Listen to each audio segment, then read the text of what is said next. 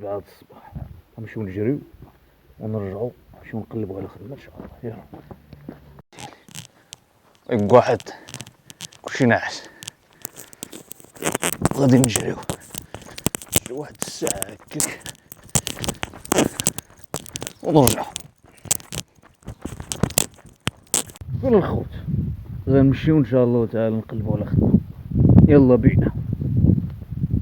عامل النظافة خدام معاهم نسولو نقولهم واش كيدخلوا ناس جداد ولا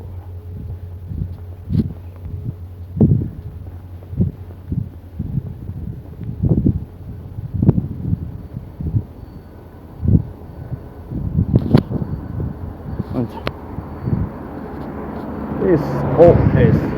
السلام عليكم جد عزيزي عشانك بخير والله بارك الله. خصك تسقسي واه هذا ماشي خدام تجديد هو متشغيني وذا خصيش المعرفة ضروري غاص نشط اثنين ما والو ولا المعرفة خصيش المعرفة ماريني خدمت المعرفة عليك خو مزوان نديني قديم مرسمين متغمريش طازم وتسمي خدام هنا ويدوها خصوصي غاصديني ثوري قتلناه شاستي مزيد تيتقع طاري الشيفة اللي مزيان نوار مودا خدي وجده باب الشركة ديال كازا دار بيضاء اين خدت بين دواء كلماش خصنوه كيماش خصنا شال المعرفة يا مو شال نهار قادرة غنسيان تيشتي قش عام لفاق عام هنا تفاصيل عن خير مش تقلش واساس واساس و اما شوف المعرفة حقكم مش كتبت لك طوالي 10 شهور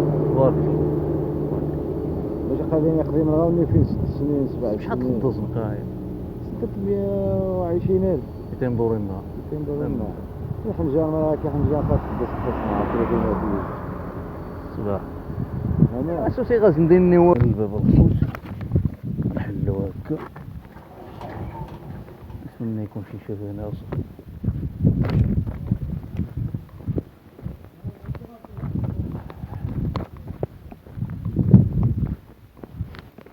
السلام عليكم هذا واش الشاف امو.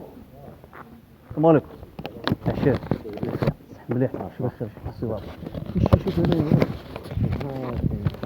والو ثلاثة المرات وانا كندفع والو صاحبي ما كيعيطش ليا بغيت ندوي معاه نشرح ليه الحاله كدا يقدر يتعاطف معايا يخدم لي معاه. واش شيفور ولا لا خدام عادي ما دابا مازال ما زادوش خدام والو. ديال الصيف مازال فوقاش يزيدوهم ان شاء الله. نورمالمون هما من شهر 6 كيبداو في ونحط هنايا فوتوكوبي اللاكارت على مولانا.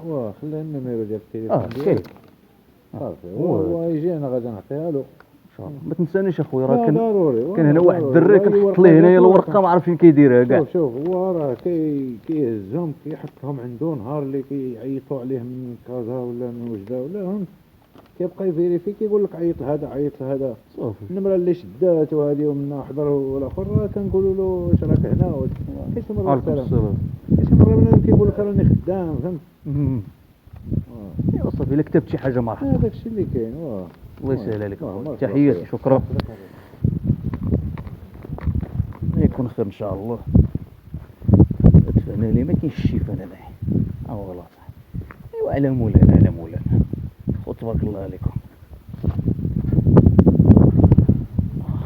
وغادي نحبس بيس اند لوف نتلاقاو غدا ان شاء الله.